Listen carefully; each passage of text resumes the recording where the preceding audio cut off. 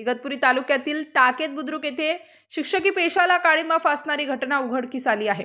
शाळेच्या मुख्याध्यापकानेच शिक्षकाच्या मदतीने 13 वर्षाच्या अल्पवयीन मुलीवर अत्याचार केल्याचे काल शुक्रवारी समोर आले आहे। घोटी पोलिसांना याबाबत माहिती समजताच रात्रीच मुख्याध्यापकासह शिक्षकाला अटक करण्यात आली आहे। भारतीय न्याय संहिता आणि बाल संरक्षण व अत्याचार प्रतिबंधक कायद्यानुसार गुन्हा दाखल करण्यात आला आहे। टाकेत बुद्रुक परिसर आणि संपूर्ण इगतपुरी तालुक्यात ह्या संतापजनक घटनेने खळबळ माजली आहे। ह्या घटनेच्या निषेधार्थ टाकेत बुद्रुक भागात आज निषेध आंदोलने होणार असल्याचे समजते।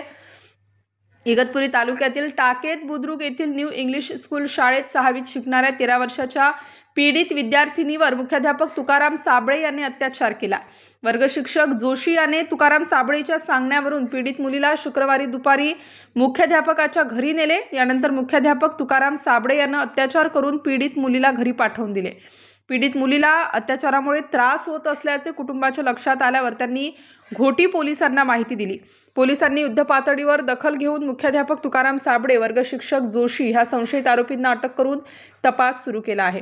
पीडित मुलीच्या कुटुंबियांनी दिलेल्या फिर्यादीनुसार भारतीय न्याय संहिता आणि बाल संरक्षण व अत्याचार प्रतिबंधक कायद्यानुसार गुन्हा दाखल करण्यात आला आहे। पोलीस निरीक्षक विनोद पाटील, उपनिरीक्षक अजय कवटे आणि पथक तपास करीत असून परिस्थिती नियंत्रणात आहे।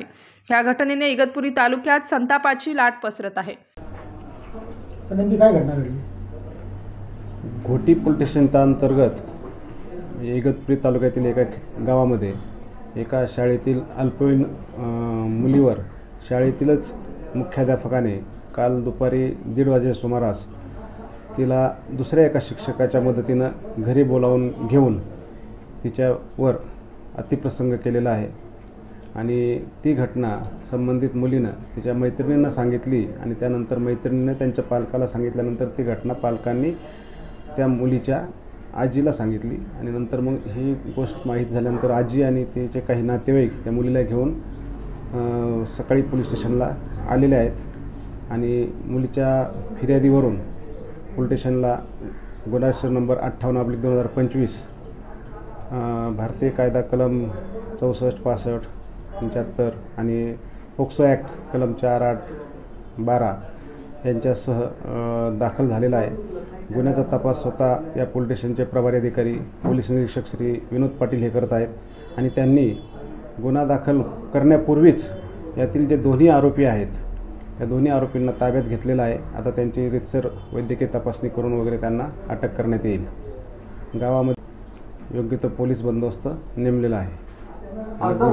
या प्रकरणामध्ये त्या शिक्षकाची नेमकी भूमिका काय होती? शिक्षकाची भूमिका म्हणजे शिक्षकाची भूमिका शिक्षण शिकवलं पाहिजे ही त्याची वैयक्तिक खरी भूमिका आहे, परंतु त्यानं जी केली ती भूमिका चुकीची आहे।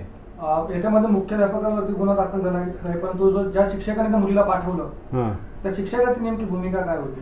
आता ह्या गुन्ह्याला सहकार्य करणे, कारण की त्याला हे माहीत आहे की एकटी मुलगी आपण एका शिक्षकाच्या घरी जायला सांगते म्हणजे ते काहीतरी वेगळं कारण असू शकतं किंवा त्यानं का बोलवली याची चौकशी न करता त्यानं पाठवली म्हणजे त्याला त्याची गुन्हा करण्यासाठी सहमती आहे किंवा अपप्रेरणा आहे असं यातून दिसतंय, म्हणून त्याला हे आरोपी केलेलं आहे या गुन्ह्यामध्ये। स्टार न्यूजसाठी मोहसिन पठाण, नाशिक।